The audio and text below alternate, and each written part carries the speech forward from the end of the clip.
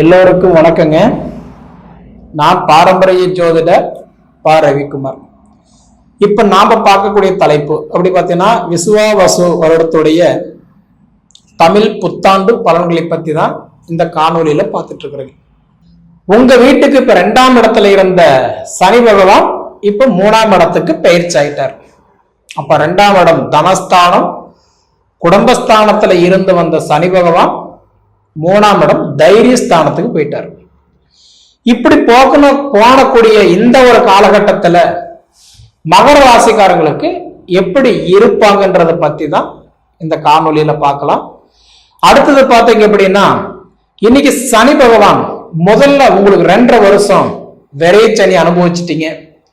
2வது 2.5 வருஷம் ஜென்மச்சனி அனுபவிச்சிங்க. 3வது 2.5 வருஷம் பாதச்சனி அனுபவிச்சிங்க. கிட்டத்தட்ட 2.5 வருஷம் விரையச்சனி, 2.5 வருஷம் ஜென்மச்சனி, 2.5 வருஷம் பாதச்சனி. கிட்டத்தட்ட இந்த 7.5 வருஷத்துல பாத்தீங்கன்னா படாத பாடு இல்ல, அவ்வளவு பாடுபட்டுட்டீங்க. இந்த சனி பயிற்சி யாருக்கான நல்லதோ அப்படின்னு நினைச்சுக்கும் போது மகர ராசிக்காரங்க, ஐயா எனக்கு கொடுங்க ஐயா, நான் அவ்வளவு சித்திரவதைப்படுறேன், அவ்வளவு கஷ்டப்படுறேன் அப்படின்னு ஒரு சொல்லக்கூடிய ஒரு நிலைமை மகர ராசிக்காரங்களுக்கு 100% அவ்வளவு சிரமப்பட்டிருப்பீங்க. ஏன்னா சனி எப்பவுமே ஆரம்பிக்கும் போது நடக்கும் போது விட முடியும் போதுதான் அவ்வளவு வேதனைகள் கொடுப்பாரு. அப்ப இந்த கோதி வருடம் முழுவதும் பாத்தீங்கன்னா அவ்வளவு ஒரு கஷ்டம், அவ்வளவு ஒரு மன உளைச்சல், அவ்வளவு ஒரு கடன் பிரச்சனை, அவ்வளவு ஒரு கருத்து வேறுபாடு, இது எல்லாம் தாண்டி குரோதி வருடத்துலதான் நான் கஷ்டப்பட்டேன். இதை இந்த விசுவாவசு வருடத்திலேயாவது நான் நல்லா இருப்பேனா கடவுளே சாமி அப்படின்னு போகாத கோயில் இல்லை, கும்பிடாத தெய்வம் இல்லை, வைக்காத வேண்டுதல் இல்லை, செய்யாத பரிகாரம் இல்லை, எல்லாம் பார்த்துட்டீங்க. சரிங்களா? அப்படி இருக்கக்கூடிய மகர ராசிக்காரர்கள் பாத்தீங்கன்னா குரோதி வருடம் பங்குனி மாசம் 15ஆம் தேதி அன்னைக்கே உங்களுக்கு பிடிச்ச அந்த 7.5 சனி தீர்ந்து போச்சுங்க. நீங்க சந்தோஷப்படலாம். அப்ப இந்த கட்டன்றது பாதச்சனின்றது இப்ப முடிஞ்சு உங்களுக்கு பாத்தீங்கன்னா சகாய சனியா வந்திருக்கிறாரு. சகாய சனின்னா உங்களுக்கு ஏதாவதுன்றது ஒரு விஷயம் சொல்றாங்கல்ல, ஏதோ எனக்கு ஒரு சகாயமா ஒரு விஷயம் கிடைக்குமா, ஒரு சகாயமான ஒரு வேலை கிடைக்குமா அப்படின்ற மாதிரி ஒரு சகாய சனியமே வந்திருக்கிறார். அப்படின்னா கண்டிப்பா இன்னைக்கு 12 ராசியில பாத்தீங்கன்னா மகர ராசியில பிறந்தவங்களுக்கு அருமையான ஒரு செல்வாக்கோட இந்த சனி பயிற்சி ஆயிருக்கிறாரு. இதுல யாரும் மறுக்க முடியாது. சரிங்களா? கிட்டத்தட்ட 2027 வருடம் 6வது மாசம் 3ஆம் தேதி வரைக்கும் உங்களை யாரும் அசைக்க முடியாது. அந்த மாதிரி ஒரு சனி பயிற்சி தான் இப்ப ஆயிருக்கிறாரு. கிட்டத்தட்ட 7.5 வருஷத்துல பட்ட கஷ்டத்துக்கு இந்த 2.5 வருஷத்துல நீங்க பலன் அனுபவிக்க போறீங்க. ஒரு செடி வைக்கிறோம், 10 வருஷ காலம் அந்த செடிக்கு தண்ணி உரம் ஊரிய விட்டு பாதுகாப்பா வளர்த்தனாதான் ஒரு காலகட்டத்துல நமக்கு ஒரு காயோ பழமோ ஒரு செடியோ கொடுக்குறோம் சொல்லுவாங்க. அந்த மாதிரி இந்த 2.5 வருஷம் முடிகிறதுக்குள்ளார கண்டிப்பா மகர ராசிக்காரங்களுக்கு உங்களுடைய எண்ணம் எதிர்பார்ப்பு கண்டிப்பா நிறைவேற போகுது. நிறைய பேர் சொல்லுவாங்க கோடீஸ்வர யோகம் உண்டு அப்படின்னு சொல்லுவாங்க. அந்த கோடீஸ்வர யோகம் யாருக்கு இருக்குதுன்னா மகர ராசிக்காரர் கண்டிப்பா சொல்ற உங்களுக்கு உண்டு. ஏன்னா பாத சனி முடிஞ்சு இப்ப சகாய சனியே வந்திருக்கிறதுனால கிட்டத்தட்ட 91% உங்களோட தொழில் மாறப்போகுது. உங்களோட தொழில் மாற்றி அமைக்க போறீங்க. உங்களோட தொழில் சிறுசு பெருசாக்க போறீங்க. ப்ரமோஷன், பட்டம், பதவி, கைத்தட்டல், பாராட்டுகள் உங்க அலுவலகத்துல கண்டிப்பா இதெல்லாம் வாங்க போறீங்க. இதுக்கெல்லாம் கண்டிப்பா உங்களுக்கு வாய்ப்பு உண்டு. ஏன்னா இதுக்கு முன்னாடி அது பண்ணாதீங்க, இது பண்ணாதீங்க, இது செய்யாதீங்க, அது செய்யாதீங்கன்னு சொன்னவங்களே கண்டிப்பா இதுக்கு மேல அது பண்ணுங்க இது பண்ணுங்கன்னு சொல்ற அளவுக்கு கண்டிப்பா இருப்பீங்க. மற்றவங்களுக்காக வேண்டியதை நீங்க இது வரைக்கும் வேலை செய்துட்டு இருந்தீங்க, இதுக்கு மேல உங்களுக்காக வேண்டி மற்றவங்க வேலை செய்ய போறாங்க. இது கண்டிப்பா நடக்க போகுது. அதுக்குதான் உங்களுக்கு ஆதாரப்பூர்வமா டேட்டா சொன்னாங்க. 2027 வருடம் 6வது மாதம் 3ஆம் தேதி இது வரைக்கும் உங்களால அசைக்க முடியாது. அவ்வளவு ஒரு அருமையா அற்புதமா நீங்க வரப்போறீங்க. ஏன்னா இப்ப சனி பகவான் 3ஆம் இடம் தைரியஸ்தானத்துக்கு போயிட்டார். அப்போ உங்களுக்கு நிச்சயம் நற்பலன்களை கொடுத்தே தீர்வார். மெயினா தொழில் மாற்றங்கள் நடக்கும். கடன் பிரச்சனை இருந்து வெளியில வருவீங்க. சந்தோஷம் கிடைக்கும். கரிஞ்சோறு சாப்பிட்றீங்களே இல்லையா, கஞ்சி குடிச்சா கூட நிம்மதியா குடிப்பீங்க. அந்த காலகட்டம் உங்களுக்கு மாறி போச்சு. இதுக்கு மேல நீங்க நல்லா இருக்க போறீங்க. ஒண்ணு. அடுத்தது பாத்தீங்க அப்படின்னா குரு பயிற்சி.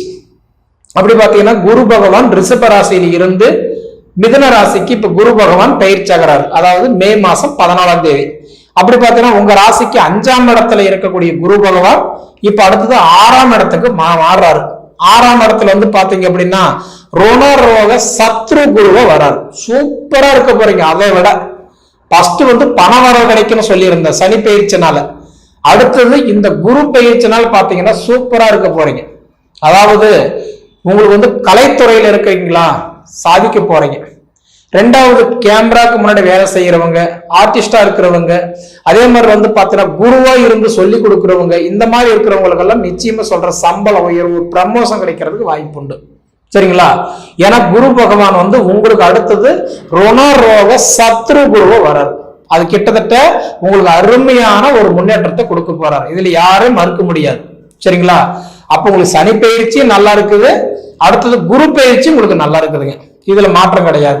இந்த குரு பயிற்சி எது வரைக்கும் நல்லா இருக்குதுன்னு பாத்தீங்கன்னா 2026 வருடம் 6வது மாசம் 1ஆம் தேதி வரைக்கும். அப்போ ஒரு வருஷம் 17 நாட்கள் உங்களுக்கு சூப்பரா இருக்க போகுது. இதுல மாற்றமே கிடையாது. குழந்தை பாக்கியம் இல்லாதவங்களுக்கு குழந்தை செல்வம் கொடுக்க போறாரு. அதே மாதிரி திருமண தடைகள் விலகி திருமண யோகத்தை கொடுக்க போறாரு. அதே முதல் தாரம் முடி விட்டுட்டு அது டைவர்ஸ் ஆகி இறந்துட்டு பிரிஞ்சுட்டு இல்லாம மறுமணம் பண்ணு நினைக்கிறவங்களுக்கு இது ஒரு அற்புதமான ஒரு தருணம். சரிங்களா?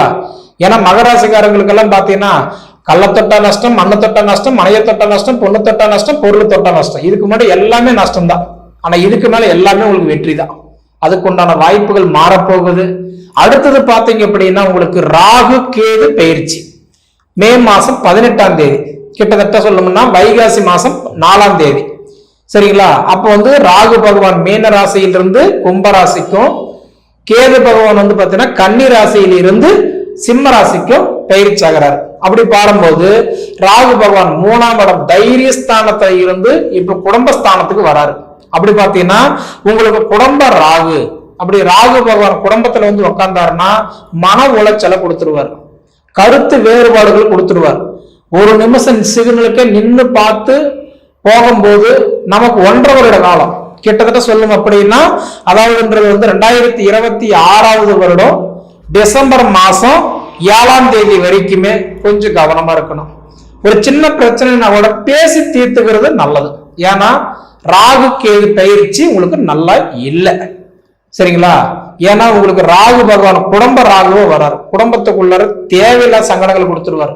கவனமா இருக்கணும். அதே மாதிரி பாத்தீங்கன்னா கேது பகவான் வந்து பாத்தீங்கன்னா அஷ்டம கேதுவோ வராரு. அஷ்டம கேதுல நஷ்டங்களை பண்ணிட்டு போயிடுவான்றது ஐதீகம். அதனால ராகு கேது இந்த பயிற்சி காலம் உங்களுக்கு நல்லா இல்லை. 2026 டிசம்பர் மாசம் அதே மாதிரி வந்து பாத்தீங்க அப்படின்னா உங்களுக்கு கரெக்டான்றது 7ஆம் தேதி வரைக்குமே இந்த ராகு கேது பயிற்சினால மன உளைச்சல், மன சங்கடங்கள் கொஞ்சம் கொடுக்கும். எதா இருந்தாலும் பேசி தீர்த்துக்கிறது நல்லது. பண பிரச்சனை வருதுன்னா அப்பப்போ முடிச்சுக்கிறது நல்லது. சரிங்களா? அப்புறம் பார்த்துக்கலாம், சம்பாரிச்சு கட்டிடலாம், அவனுக்கு என்ன பதில் சொல்லணும் அப்படின்னா சிறுகுச்சி பல்லு குத்துன்ற மாதிரி ஒரு சின்ன பிரச்சனையோட பெருசாகலாம். அதனால சின்ன பிரச்சனையா இருக்கும்போது பேசி தீர்த்துக்கிறது கண்டிப்பா நல்லது. சரிங்களா? அப்ப இந்த 2026 ராகு கேது பயிற்சி நல்லா இல்லை, குரு பயிற்சி நல்லா இருக்குது, சனி பயிற்சி நல்லா இருக்குது. சரிங்களா? 25 இருந்து 26 வரைக்கும் இந்த வழியை வந்து விசுவாச வருடம் வந்து பாத்தீங்கன்னா உங்களுக்கு நல்ல தெம்பு, நல்ல திகிரி, நல்ல ஆற்றல் கொடுத்துருவாரு. அதாவது உங்களால முடியுன்ற ஒரு தன்னம்பிக்கை விதைச்சிடுறாரு. சரிங்களா? இப்படி இருக்கிறதுனால கொஞ்சம் கவனமா கண்டிப்பா செயல்படுங்க, உங்களுக்கு நல்லா இருக்கும். இதே அடுத்த வருஷம் பாத்தீங்க அப்படின்னா இந்த விசுவாச வருடம் முடிஞ்சு அடுத்த வருஷம் பிறக்கும் போது நிறைய பேருக்கு சொந்த வீட்டில் இருப்பீங்க. அதாவது சம்சாரி, அதாவதுன்றது சன்னியாசி சம்சாரம் ஆயிருப்பீங்க, சம்சாரி குடும்பஸ்தரி ஆயிருப்பீங்க. சரிங்களா? உங்க வீட்டுக்கு புது உறவு வரப்போகுது, புதுசா வாழ போறீங்க, நீங்க நினைச்ச மாதிரி உங்க லைஃப்ல செட்டில் ஆக போறீங்க. அனுபவிச்சு பார்த்து இதை சொல்லுங்க. சரிங்களா? சரி நேயர்களே, அதாவது உங்க பொன்னான நேரத்தை ஒதுக்கி இவ்வளவு நேரம் என்னுடைய காணொலியை நீங்க முழுமையா பார்த்ததுக்கு மனசார மனசுல இருந்து கேட்டுக்கிறேன். நன்றிங்க.